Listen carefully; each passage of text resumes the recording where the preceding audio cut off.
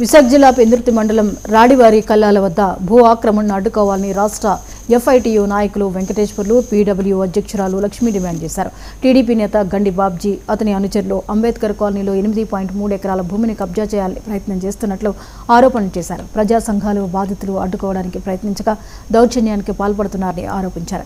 గండి Babji ఆక్రమణపై Pendurthi MLA Panchakarla Ramesh బాబుకు ఫిర్యాదు చేయగా ఆయన బాధితులకు అండగా ఉంటామని హామీ ఇచ్చినప్పటికీ అమలు కాలేదని వాపోయారు. ఉన్నతాధికారులు స్పందించి భూ ఆక్రమణను అడ్డుకోవాలని, లేదంటే పెద్ద ఎత్తున పోరాటం చేస్తామని వారు హెచ్చరించారు.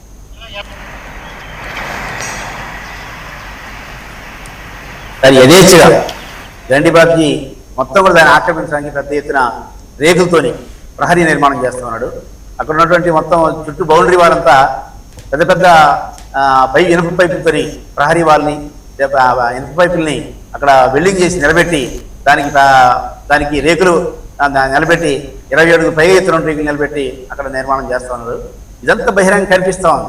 కానీ మొన్న కలెక్టర్ గారికి దగ్గరికి వెళ్ళొచ్చాం, ఆ తర్వాత నేను ఎంఆర్ఓ గారిని కలిసాం, ఆ తర్వాత ఎమ్మెల్యే గారిని కలిసాం, పంచకర్ల రమేష్ బాబు గారిని.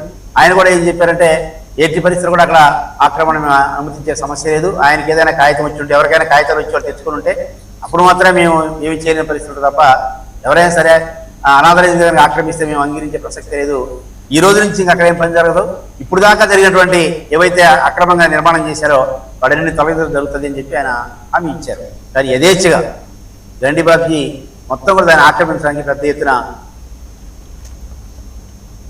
రంగారెడ్డి జిల్లా డి